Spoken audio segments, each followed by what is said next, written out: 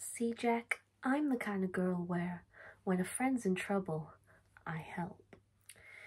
So, I have seen the film Burlesque approximately 500 times, and it's going to be leaving Netflix very soon. So I watched it again, like a completely normal, sane person would do. And I'm here to give you a fun rundown of the plot and all my favourite parts of this, like, ridiculous experience of a film. So you can decide for yourself if you want to watch it, or if you don't, you'll just get my hilarious version of it. So the short version of Burlesque is that it's about a woman, played by Christina Aguilera, who moves from a small town in Iowa to the big bright city of LA to try and make it big. And, you know, in doing so she becomes a burlesque dancer, hence it's called Burlesque. The film also features Cher. I believe that the two of them made the film together and worked on the music together and stuff, but I don't know the ins and outs of that, so. Yeah, so Christina Aguilera plays a girl called Allie. The film opens with Allie, and in classic wanting to make it big fashion, she is a waitress. So the film opens and, you know, she's mopping up, closing at this small town cafe, and you know, the owner comes in and he's not paid them, so she's all like, oh, I'm quitting, I'm leaving, and it's all like, this is your first taste of the fact that Christina Aguilera for most of this film just can't really act. There's a few moments where it just feels really obvious. I think my favourite one is, one of my favourite ones at the start is where she's like, Loretta, I'm leaving. It's just so bad.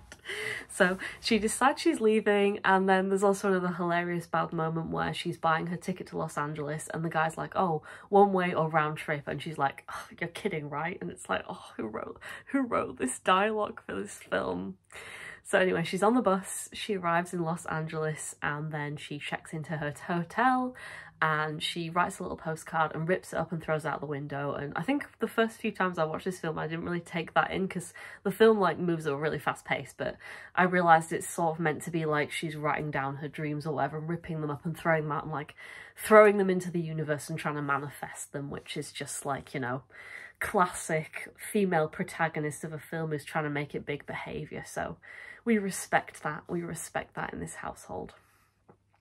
So anyway, she goes out, again, we have a fucking hilarious scene here where she goes out onto the street and she's got like a newspaper full of like adverts for like dancers and bands and singers and like anything and everything that she can do to try and, you know, make some money to survive, but also make it big. And she's walking around and it's like a really exaggerated, like, you know, where she's like, oh, which way do I go? And it's like, oh, looking around. So she does that, and then like we get to the end of the day and it's nighttime and she stumbles upon a burlesque club, which is where the majority of this film takes place. I can't remember if they even give this club a name. I think it must have a name, but I don't think like Cher or any of the characters ever really refer to it, like, you know, it's not like the Moulin Rouge, like they don't really give it a name, so if it's called something then I really don't know, and I've watched this film many times, so it's not really important. She rocks up to the club and who should be, you know, the guy at the door taking the money and whatever, but Alan Cumming, who does also at one point in the film do like a short performance on stage, but he's only got a really, really small part in this film, which is kind of a shame because Alan Cumming is just a great actor, as anyone who, you know, is into kind of queer media or kind of musical type stuff will know.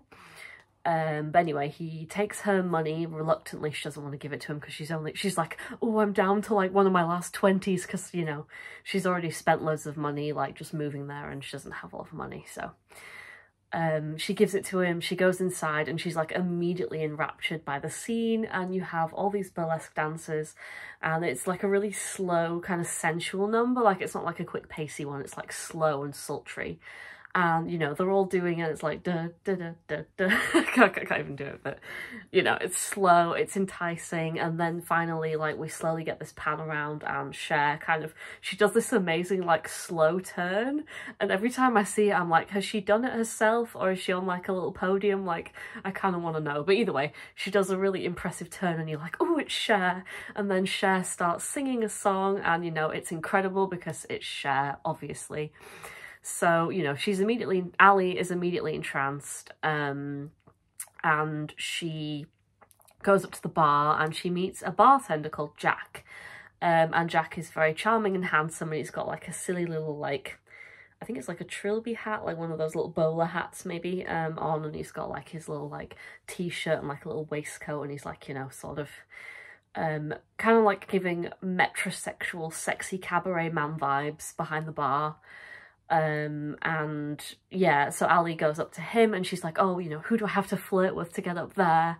And he's like, oh, you need to talk to Tess, and Tess is Cher's character.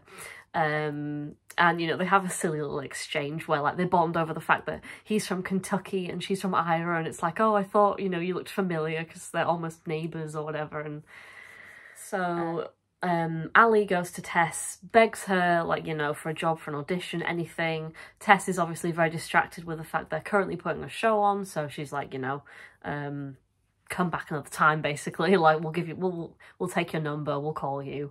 And Ali's like, you know, she's just so desperate to be a part of this that she goes back down to the bar. And then Jack is like he's been telling off this waitress who's got pink hair and she's just not doing a job. She's like flirting or making out with some guy.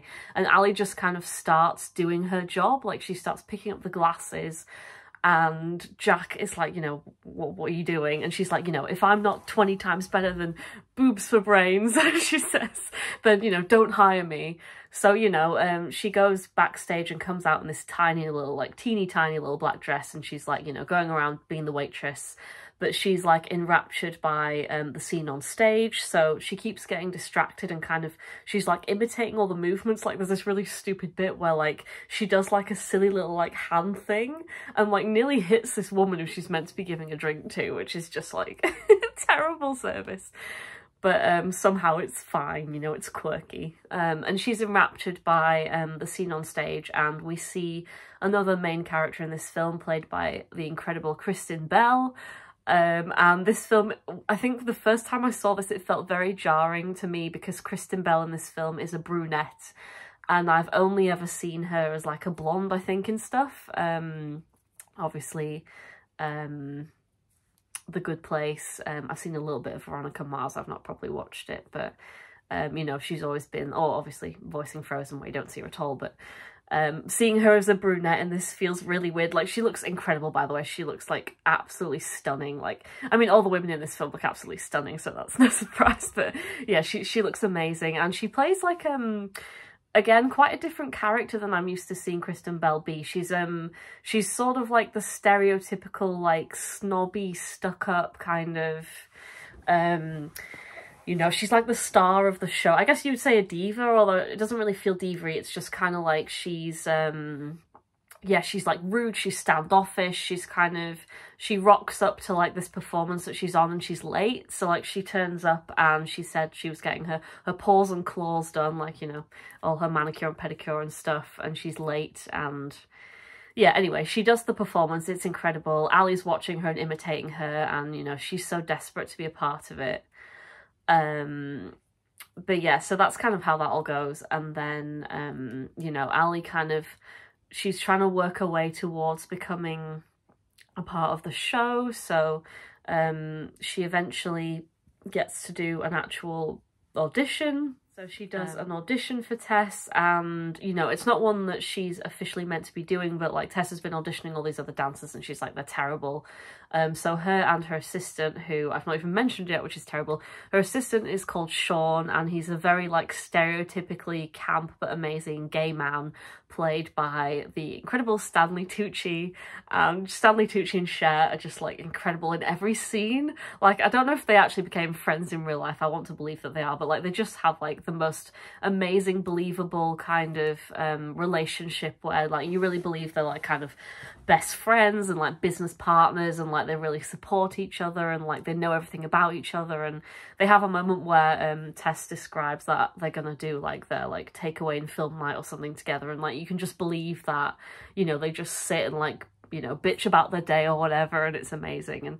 And Stanley Tucci has a lot of incredible stupid lines in this film as well, so I'll try and remember to include some of those. But anyway, so Ali does an audition and she gets it. Like, she really impresses Tess. Like, she's been really like buffing up on all her burlesque books and like practicing all the dance routines, and she does this amazing routine. And of course Nikki, who is Kristen Bell's bitchy stuck-up character, she sees her doing this, and you know, she's already getting jealous. Like, they're building this, I want to say rivalry, but it's never a rivalry on Ali's part, Christina Aguilera's character. Like, she just doesn't, like, she's like really like, you know, they call her a farm girl in Iowa and all that kind of thing, and she's not like competitive or you know, even though she wants to be the star and she wants to shine, she's just not like, she's not out to like bring anyone else down. Whereas obviously Kristen Bell's character, like, she's never had to share the stage before and she's not used to that, and she's very threatened by that. So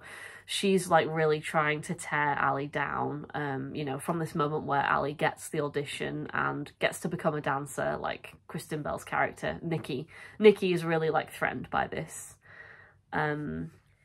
So Ali has her first big moment, and again it causes more tension between her and Nikki, because she's only ever been like a backing dancer up to this point, but Nikki, like, you know, because she's really like sort of reckless and kind of does what she wants, and she sort of takes like her job for granted, you get the impression. So she rocks up to her job one day and she's been drinking a lot, and Tess is like, no, you're not going on stage. So she's like, Ali, you go on. And Ali, you know, this is her big moment, and everyone apart from Tess, Cher's character, doesn't sing, they just mime, they lip sync. And Christina Aguilera's character, Ali, so Ali like objects to this. She's like, you know, she says to Tess, like, we should let people sing, you know, we should give them this chance. And, you know, what she means is, I want to sing, obviously, but she doesn't really get the chance to say that because Tess kind of just shuts her down. So anyway, she's about to do this big performance, and, you know, all the lip syncing is happening, but then Nikki, she just wants to sabotage this moment for Ali. Like, she knows that it's her big moment, so she pulls the plug on the music. And, you know, they start lowering the curtain, obviously, because they're like, we can't, you know, we don't know what to do, like, we need to just shut this down. And then Ali, like, she starts doing her big Christina Aguilera belt. She's like, whoa, whoa, whoa, whoa. That was really bad, but I'm not going to try and imitate her, like, throaty, incredible voice, because only Christina Aguilera can do that. But she does this and it's incredible. And, you know, Cher's immediately like, you know, stop, raise the curtain, raise the curtain. And then, you know, she goes on to deliver this incredible performance, and like everyone sees it. Tess sees it, Nikki sees it, Sean sees it, and also a guy who's like an up-and-coming businessman who's been flirting a little bit with Ali and sort of likes to date his way around the burlesque group, called Marcus. Like, he also sees it, so he's impressed. And of course Jack behind the bar sees it as well, and he's just like, you know, wow. So she has a big moment, and then they rush off stage, and Tess is like, wow, we're going to build a whole show around you. And Christina Aguilera's doing her little happy cry. She's like, oh, I'm so happy. And Nikki's just like sourpuss, like, I hate this. So she's really cross, and she says, again, there's so many cheesy but kind of iconic lines in this film, and she says to her, like, one of us has grossly underestimated the other one. And it's kind of fun because, like, you know, obviously it's like she's underestimated Ali, but it's like, you know, she wants Ali to feel like she's underestimated her as well, and like Nikki's gonna do something to like really kind of show her up. But, you know, it's like, what can she really do at this point? Because Ali's kind of stolen the show, like literally. She's stolen the show from Nikki. So now it's Ali's show, and Tess is like, I'm going to build a show around you. So Ali starts to, you know, get these performances, and in the meantime, Ali has also moved in with Jack. So Ali's like crappy little, I can't remember if it's a hotel or an apartment or a motel or something, but she's like taped all her money to the inside of like the little toilet basin that she's got, and like obviously, I don't know, I guess people in America, maybe that's the first place they think to look if they were breaking in, but they break in, they take all her stuff, and she has nowhere to go. Obviously, she's like brand new to the city. She's not got any family because, as the film likes to remind us several times, her mother died when she was 7, and this like just keeps coming up throughout the film as if they're like, we need you to feel sorry for Ali. We need you to know that she's an underdog. We need you to like root for her and be like, oh, poor little Ali, or I don't know, they like to like just hammer that home every like 20 minutes or so, that she lost her mother when she was 7. So anyway, she's got no one, she moves in with Jack, and at first she's like, again, this is an iconic moment to me, a hilarious moment, because of the way that Christina Aguilera delivers it, but she thinks that Jack is gay, and I think the main reason she kind of gives for that is like, you know, he was wearing loads of eyeliner behind the bar, and I suppose she also thinks that maybe it's the kind of job that a gay man would do, like being a barman at like a burlesque club. Although, you know, it's like, well, wouldn't that be more likely for a straight man to do that so he could look at all the women? But either way, she thought he was gay. So there's a moment where, you know, she's moved in with him, and then the next morning she's making breakfast and she's just wearing this like long t-shirt that like barely covers her ass. And then she looks at this picture and she's like, oh, is that your like sister? And he's like, no, it's my fiance. And then she delivers this line. She's like, you're straight. I can't even, I kind of just want everyone to watch the film to see Christina Aguilera go, you're straight.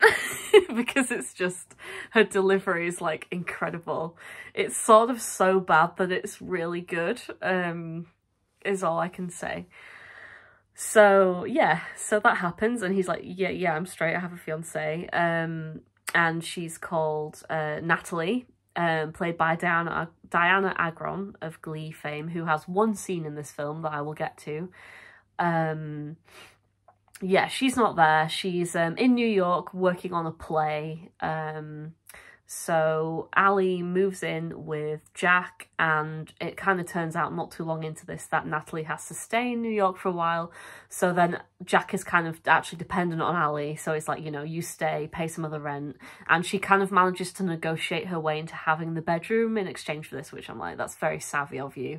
And, you know, I suppose with her being the big burlesque star now, it's like she needs the wardrobe space for all her outfits or something. Jack can just slum it on the couch. So Ali starts doing all her amazing performances. This is kind of my favourite chunk of the movie because she has 2 like performances in short succession that I really like. One's a song called I Am a Good Girl or something to that effect, and she has this amazing like tiny little like platinum blonde wig and an amazing outfit, and then she does another sexy number, A Guy What Takes His Time, I believe the song is called, and she's wearing this like tiny little like pearl like bodysuit thing that gets whipped off at the end until she's all naked, and she's got like the giant fans to kind of cover herself, and it's all very spicy. So naturally Jack, the bartender, is watching all this, and you know, he's kind of just falling in lust and in love with Ali, as anybody probably would do, because like she just looks absolutely incredible. And she's absolutely killing it. And you know, he's still trying to play off like he's not. So again, they have a stupid little moment where she sits at the bar and she does a little like spin around on the stool, and she's like, oh, what do you think of my, like, you know, my look, my outfit, my wig, and my sexy little, like, you know, my sexy little number. And he can't think of anything to say. Like, this is a really comical, stupid moment, which, as you'll appreciate, is becoming a theme in this film, which is why it's so iconic. And she's like, oh, it's not like my brother and sister. And then as she's like storms off, he's like, no, we're not. And he says it really quietly, and it's just like, like, you know, the heterosexual budding romance moment that's happened in every film ever, where she's like, why don't you love me? And he's like, but I do love you, I'm just repressing it. So that happens. Anyway, as Jack is like kind of unable to, like, you know, express himself or do anything about this kind of attraction and interest, because obviously he still has Natalie and he's in this monogamous relationship as far as we understand it.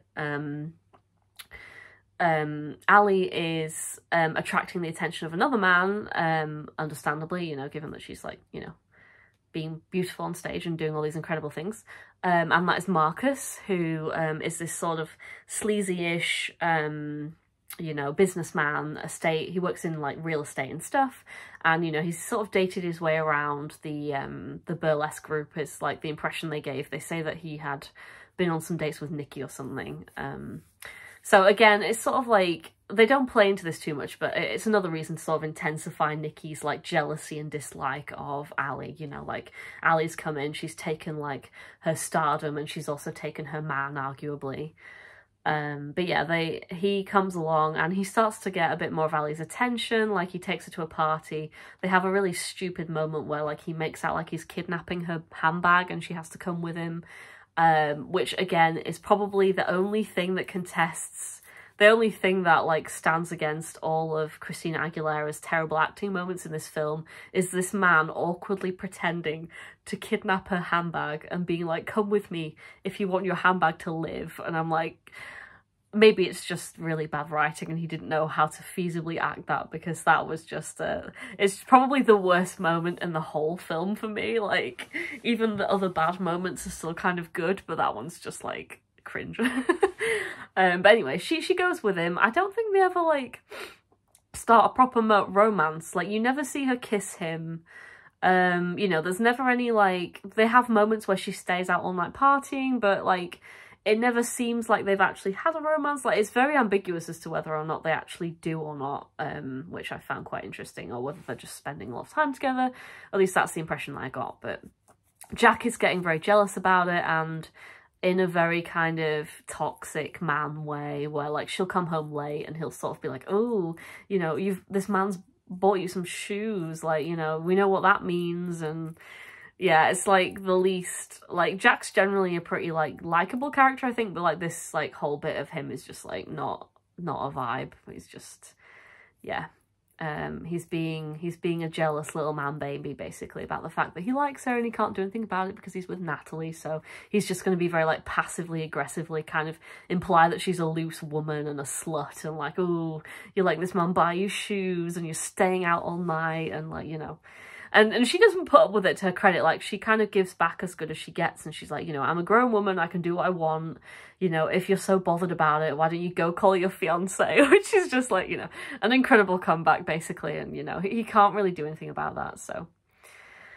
Yeah, anyway, while all this is happening, there is actually another plotline running, which to me is actually less interesting, even though I love Cher. But like, the basic gist of the plot is that Cher is in danger of losing her club.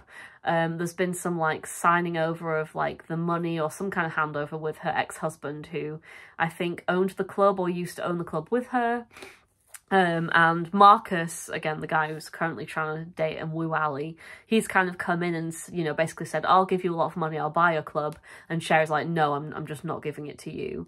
So like, she's trying to scrabble together all this money, and I think it's kind of implied that part of the reason why she's so excited to give Ali this big show is, you know, in the hopes that it will attract more customers and they'll make more money and she'll be able to save the club. So, you know, most of the scenes with her are progressing this storyline of her trying to rescue the club. So actually, other than the moment, if you were wondering about Cher's performances in this film, other than the moment at the very start of the film, which I mentioned, where she does the incredible song with all the burlesque dancers, there's only one other moment where she has her own song. And this is really hilarious to me, because it's very obviously just a Cher moment. Like, it's not really a Tess moment. It's like, okay, we're gonna kind of, we need a moment for Cher to sing another song in the film. And, you know, I presume behind the scenes they're like, Christina Aguilera gets a lot of songs, we want to make sure that Cher gets at least one full song on her own. You know, I don't know if Cher herself said that or not, but like, they just kind of shoehorn in this moment in the middle of the film where like Cher's like, oh yeah, I need to practice this number, I'm gonna sing it now. And she just sings through the whole song, and it has nothing to do with anything that happens before in the movie or anything that happens after. So to me, it's just really funny because it's very, very conspicuously like, we just put a Cher song in here. And like, I don't even really like this song, to be fair. Like, obviously Cher's an amazing singer, I love watching her sing, but it's just quite a like slow and like boring song, at least to me. So it's just really funny to me that they just were like, yeah, we're just gonna cram in this like little Cher song and then we'll carry on with the rest of the film. because yeah, I think there's only one other number in this song which feels a bit similar, wherein they have an actual song called Burlesque, like the name of the film. And it feels a lot like a Christina Aguilera music video, which makes me feel like, oh, maybe this is the, you know, I think that even though the two of them were collaborating on this film, I think there were moments where, you know, Cher was like, I'm going to have my little piece here, and Christina Aguilera was like, I'm going to have my little piece here, because I think, well, there's two songs really. There's that one, and then Christina Aguilera sings like a really slow kind of love song at the end in this beautiful green dress. And both of those songs feel, even though they're very different, like one's like a pop song and one's kind of like a love ballad, they both feel like Christina Aguilera songs. So those moments and then the Cher song are very much like where you can really feel a bit of like tonal dissonance of the film. Like, you know, like these are just the moments that are Cher or Christina Aguilera, and they're not really like the characters. But it's really funny to kind of notice that. So anyway, Cher's trying to rescue her club. And then in the meantime, obviously now that Ali has become a big star, Nikki has kind of just tipped over the edge. So like this is another scene that I absolutely adore. She confronts Tess as Tess is kind of leaving the club. And she says, I will not be upstaged by some slut with mutant lungs. And then, I don't know if it's before or after she says this, but Tess says something to her that makes her do this like comedy gasp. She's like, and it's like, I think for me, it's funny because in this film, you know, obviously Christina Aguilera is not an actress, she's a singer. And that's why, you know, her like being really bad at acting is kind of, it's funny but it's not unusual. But like Kristen Bell is like a really great actress, so this scene, like everything that she does in this film is like fine and good, but like this like comedy gasp moment, like it just feels really like ridiculous and over the top and like really like cheesy and hammy and sort of like, I don't know, like not what you'd really expect from her. And I just don't know if it was like she wasn't given a lot of direction, or maybe she was given like, that was the direction that she was given, that she had to do this like, you know, like this ridiculous like theatrical gasp. But it's just like so silly, and like it really like, again, I think a bit like the like, you're straight, like it really kind of takes me out of the moment of the film. Because like, you know, the I will not be upstaged by some slut with mutant lungs, like that's a great line, and you know, it's very silly and over the top, but like, you know, she's really angry and like it fits. But then the gasp is just really ridiculous. But anyway, she confronts Tess, and then she claims that she slept with Tess's, you know, ex-husband, like on the night of their honeymoon when they just got married. And then like as she's driving off, Tess, like, you know, iconic moment for Tess, like she just pulls this like golf club out of the back of her own car and then like smashes the windshield as Kristen Bell's character, as Nikki is like driving off. And I think Nikki says something like, you crazy bitch, which, you know, is what you would say if someone started smashing up your car, even though she absolutely deserved it, obviously, by saying something like that. So we're coming to the crux of the like Ali, Jack, Natalie mess now. So Ali and Jack attend a wedding of a woman whose name I've completely forgotten, even though I've seen this film so many times. I'm very sorry. But she's one of the burlesque dancers, and she got pregnant towards the start of the film, and she gets married to, you know, her partner, who it turns out is quite rich. So it's quite like a fancy blowout wedding. And Sean, Stanley Tucci's character, ends up getting off with like the really hot DJ, and you know, while they're there, Jack is having this really tense phone call with Natalie where he's like, oh, we best start thinking about our futures. I might just be looking at mine. Again, ridiculous, terrible lines, you know, on the phone, and he's looking at Ali as he says it, obviously. And he ends this call, and, you know, he just proceeds to get, like, drunk throughout the wedding. Like, you know, he's kind of like, oh, it's done. Like, I'm going to get drunk now. But in the wedding, he basically says to Ali, like, I've broken up with Natalie, which, you know, from what I've just said, like, that's not a breakup, is it? Like, you know, they've had a fight, and he's like, oh, we better start thinking about our futures. Like, that's not like a definitive breakup to me. So like, I'm really confused about how he thinks that that's a breakup. Like, even though there's been a lot of, they've shown and implied that there's been a lot of tension between him and Natalie because of this long distance relationship, which is fine. But like, the fact that he interprets that as like, we're done, is kind of ridiculous. And the fact that he even says it to Ali on the same, you know, like just 20 minutes later or whatever, is crazy. But anyway, they dance, they get drunk, they have fun at the wedding, they go back to their apartment. They start getting ready for bed, and, you know, Jack's messing around. He's being really silly. He puts on some goofy pyjamas and comes out to the kitchen. And then at one point he comes out naked and is like, I'm going to get some cookies. And then he goes back to his room, and then he comes back out again, and he starts, like, you know, sort of kissing Ali's neck and undressing, like, you know, unzipping her dress. So, you know, they finally, like, get together. They sleep together. And then, you know, they're having this amazing sort of little courtship montage-y thing.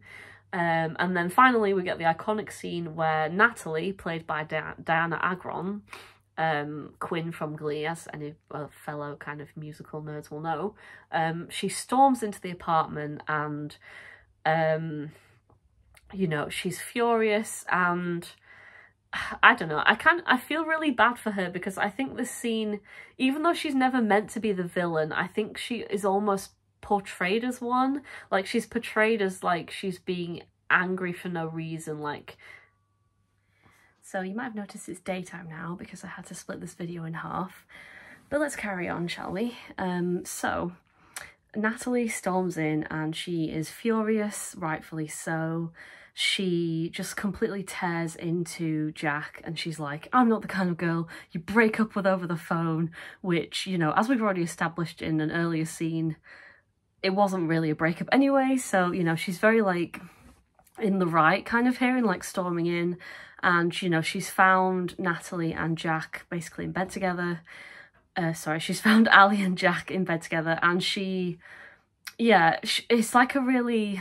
It feels like the kind of Diana Agron scene that if you've seen her in Glee, it feels like the same kind of character. Like, you don't even really know Natalie, but the scene really gives the impression that she's just this like really sort of high maintenance kind of shrill, like, you know, you're having to make all these kind of assessments from her just on this scene alone. And it feels kind of unfair because, you know, like, we can tell, like, she's rightfully angry, she's pissed off, like, he's kind of not properly broken up with her, she's shown up, he's with another girl. You know, she even says something like to him, like, oh, you told me she wasn't even pretty or something. So, like, Jack's, like, not only been downplaying, you know, I mean, obviously he's not admitted his attraction to her, but he's also kind of been downplaying his impression of Ali to Natalie as well. He's been like, you know, oh, she's not that pretty, and, you know, obviously she's stunning, and we know that Jack thinks she's stunning, so... Yeah, so, like, Jack's obviously in the wrong here, but yeah, the scene almost makes you feel bad for him, which kind of sucks in the way that, you know, she has come off as this sort of high-maintenance character. But anyway, so Ali gets her thing. She's, like, really upset and angry too, obviously. Like, Jack's kind of, like, screwed them both over here. So she leaves. I think Jack's kind of like, oh, you know, can you just leave for a bit so I can kind of sort this out? But, you know, she's just like, I'm gone. So she takes all her stuff, and she has nowhere to go, obviously. So she ends up at John's house, John being Stanley Tucci's character. And she gets there, and another guy answers the door, and it's the hot DJ from the wedding. And, you know, she's like, oh, have you seen, sorry, not John, Sean. He's called Sean, but the guy calls him John, which is why I said John. So he answers the door, and she's like, oh, have you seen, I'm looking for Sean. He's like, you know, this tall, he's like bald, he's got glasses and brown eyes and whatever. And he's like, oh, Sean, I've been calling him John. So, and then it turns out that Sean had also been calling this guy the wrong name as well. So they're kind of having this like awkward morning after moment as Ali's just rocked up. You know, she's sort of like, oh, I'll just like leave you guys to like figure out whatever you're doing. And, you know, she's sort of like making herself breakfast or whatever. And yeah, like, it kind of leaves it where Sean is sort of like, he's only ever really had a lot of like one night stands and flings and stuff, but he kind of decides to give this guy like a go and be like, oh, you know, why don't you stay for breakfast? Why don't we go out and stuff? So, like, even though he's not really a main character in this film, he does get like a little bit of character development, which is nice.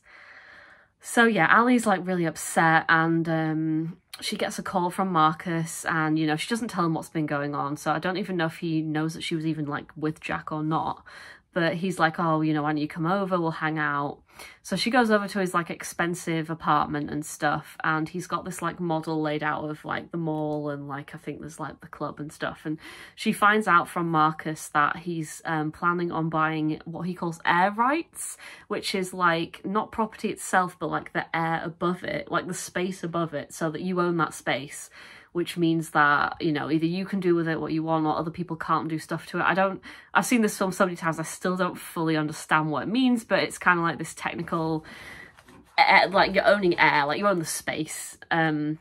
So Ali kind of like has a little light bulb ahead in a moment, because she realises that Marcus is basically planning on buying some of this to sort of try and get the club back or something to that effect. And she leaves and she goes to the club where, you know, Tess is kind of on her like last, you know, at this point she's sort of given up hope, and she's got like the whiskey in her hand and whatever, and she just doesn't want to hear Ali out at all, like especially when Ali says she's been hanging out with Marcus, and she's like, oh, you know, you've been stretching yourself a bit thin lately with Jack and now with Marcus, and you know, Ali's just like, no, you're gonna listen to me, goddammit, because like Tess is always trying to like shut people down. She's like, no, you're gonna hear me out this time.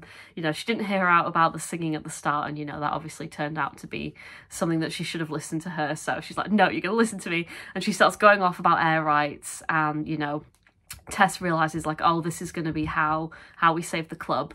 So they go off to meet this guy who, again, I'm sorry, all the technical stuff, I don't fully understand this, but he like wants to, he's gonna make a deal with Marcus, but if he makes the deal with Tess instead, then it prevents people from, I think it prevents Marcus from building a load of like ugly stuff in front of his building that would ruin his view. And she's like, you know, if you don't do that and I keep my club, then your beautiful, amazing views from this, like all these expensive apartments that you have won't be ruined, and I get to keep my club. And it's like, you know, everyone wins except Marcus, which is great, because, you know, we don't really like Marcus that much. He's a bit of a sleaze. So, you know, it's all a win. Everyone's happy. It's like, yay, yay, yay. So yeah, they all go back to the club. Everyone's happy. And then who should like reappear but Nikki, and Nikki apologizes to Tess. She's like, you know, I was in the wrong. I want to come back. This club is like my home. And you know, I didn't sleep with your like husband on your honeymoon. That was all a lie. And you know, she's really sorry. And you know, Tess is just like, oh, just, you know, get upstairs, get ready. Like, you know, she's kind of very willing, I think, to forgive Nikki, because I think she knows like Nikki was really like, I don't know, I guess wounded by Ali's appearance and probably feeling quite vulnerable. And yeah, she still considers Nikki to be like family and stuff, so she's like, you know, you get upstairs, it's fine. And then she kind of turns to Ali, who's sitting next to her on one of those like swivel stools. Like I think Ali like swivels around to like, you know, like talk to her or something. And Tess is like, oh, if you ever try and pull what Nikki pulled, then you'll be out of here so fast, you know. Like she's like, I don't have time for any other drama right now. I've just saved my club. And you know, Ali's like, you know, Ali's sort of like badgering her for a thank you. She's like, you know, she's being a bit like passive aggressive about it, but you know, she's like, thanks Ali for, you know, helping to save the club. And then Ali and Nikki have a really cute moment as well. So they're all kind of like starting to get ready for the next show, and Nikki sort of, there was a moment that I forgot to mention earlier, but earlier in the film there's a moment where Nikki's just like bitching about Ali, and she's like, oh, she's just a farm girl from Iowa.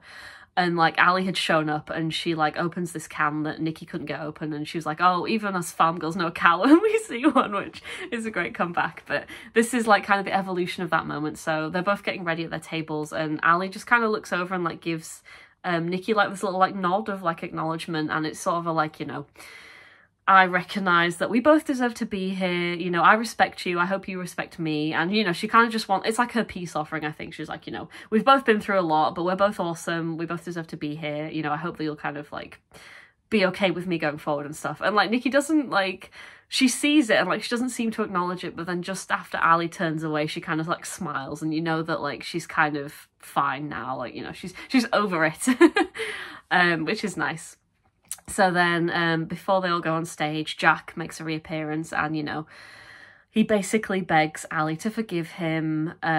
He's like, you know, Natalie's gone. I'm really, really sorry. I want to be with you. You know, I feel like he could have grovelled maybe a little bit harder, but like Ali forgives him, and he also like has a song as well. So throughout the film, he said that he's been working on a lot of music, but like he's never had the confidence to like actually put it out there, but he's written a song like specially for Ali to like sing and perform. So like he finally gives that to her, and that's like, you know, their little like they kiss and they make up basically, and it's all happy. And yeah, then they like close on a big number, and that's the end of Burlesque. So yeah, oh, and before I end, a few of the lines that Sean says. So I think he has two that I really like. One is when Ali is like trying on like the little cute short platinum blonde wig thing, and you know, she's saying like, oh, I don't know if I'm gonna like it or not, and he's like, oh, it's fine, I'm wearing one right now. And he's like, you know, obviously he's bald, so it's like, it's just like a silly, I kept wondering if like Stanley Tucci like improvised any of these lines or not, because they feel kind of, I don't know, they feel very like off the cuff, so I don't know, maybe he's just really good at making them seem like they are. So, and then the other one that he says is when there's the name mix up between him and this guy who had called him John instead of Sean, and he's like, John was my mother's name, which I just love every time I hear it. But yeah, so that was Burlesque. It's leaving Netflix very soon. It might have already left Netflix by the time I share this video. But yeah, it's just a ridiculous delight of a film. It's kind of, it feels like a hot mess in all the right ways. Do you know what I mean? Like, it's just like chaos, like brilliant chaos. And yeah, all the dance scenes are amazing. And other than like some of the moments that are just so bad that they're good, that it's kind of worth watching for, it's just also really worth watching for those. And like, you know, Christina Aguilera absolutely kills it, and like, just, yeah, it's just a great use of her talents and Cher's talents, although unfortunately Cher doesn't really get as much of a singing role in this film, but she's still just like really great character in this film anyway. So yeah, I hope you enjoyed that. There might be more of these in the future. Please let me know what you think if you have seen this film, or if you go watch it after you've heard this recap, because I would love to talk more about it. Goodbye.